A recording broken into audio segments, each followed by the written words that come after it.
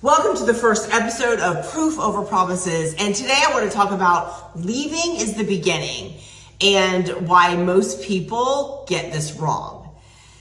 Most people think that leaving, like leaving a bad relationship, a bad job, a bad situation, is the hard part. While that can be challenging and sometimes dangerous, I agree, it is not the hardest part. Leaving is a decision.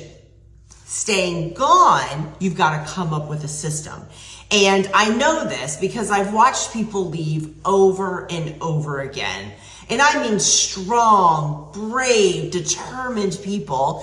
And then slowly things start to unravel once the adrenaline wears off. So this podcast is for the middle. Right? It's for those quiet days. It's the rebuilding. It's the moments that no one is there clapping for you and acknowledging for you that you've made that change.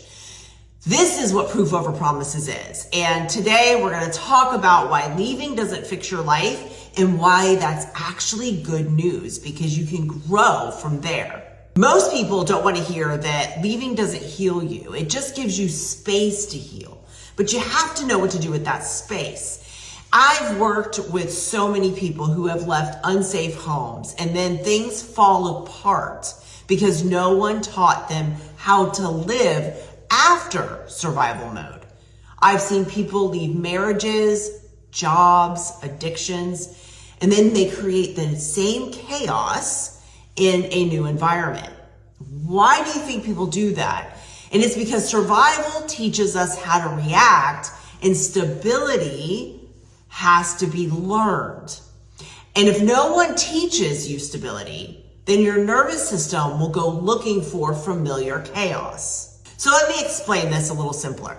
When you live in constant stress, emotional, financial, physical, your body and brain will adapt to that. So you get really good at being in crisis situations. You get good at pushing through and you just keep on surviving. But survival skills do not automatically turn into life skills because stability always requires routines, predictability, follow through, and sometimes really boring consistency. And most people have never practiced that. So this is why people leave something bad and still feel unsettled. It's not because they made the wrong choice. It's because no one told them the truth, right? That leaving is not the finish line. It's actually the starting point. And rebuilding isn't about motivation. It's about things that you put into place in your life to support you when the motivation and the cheering disappears. So health, money, self-perception, and boundaries, these are all learned skills, not personality traits. And when you learn them, absolutely everything in your life changes. So I think morning routines are absolutely something that you can fall back on. I have lived this way for most of my life as far as I can remember. So this is just an example, right? People ask me all the time how I stay consistent with my health and fitness, especially now in my 50s. And it's not about motivation. It's about removing decisions. I don't have to make a decision about what I'm going to do in the morning. I don't wake up every morning and ask myself, do I feel like showing up? Do I feel like going out to the gym? I don't negotiate with myself. I have a simple morning routine that I've been doing for years. And not because I'm special or I've got some great thing that I can get up and do a morning routine, but because it gives my nervous system every single morning and every night before I go to bed, something stable to land on every single day. And did I have to adjust my schedule as, my life progressed? Yes, because there were times, I've got 4 children that I had to get up super early in order to get my morning routine in.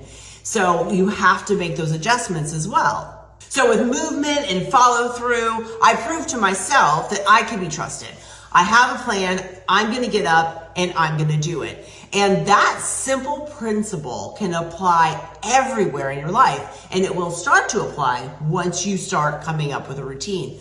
So when someone leaves an unsafe situation, the worst thing they can do is have too much space and time, because space without structure becomes anxiety, and structure without pressure becomes safety.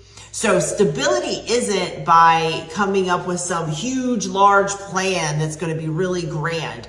It's built really by very boring consistency.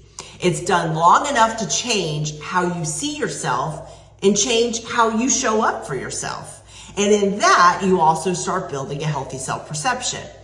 That's what self-perception is. And once that shifts, the behavior starts to follow, the confidence, the self-esteem, the structure around your life.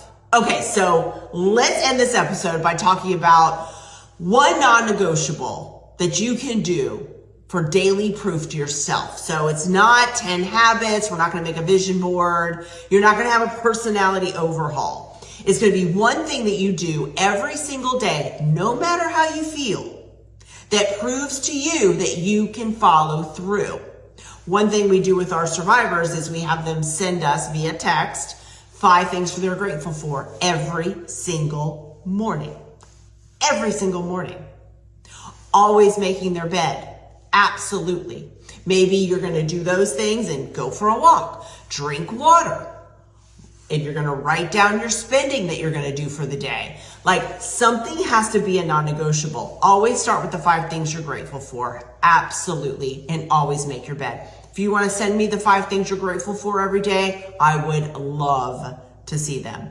So it doesn't matter what it is. It matters that you keep the promises to yourself, because confidence isn't built by thinking differently. It's built by doing what you said you would do, especially when it's boring. Remember, leaving a bad situation is only the beginning, and you can start to build stability. You have to build stability. And I will be here to walk the road side by side with you.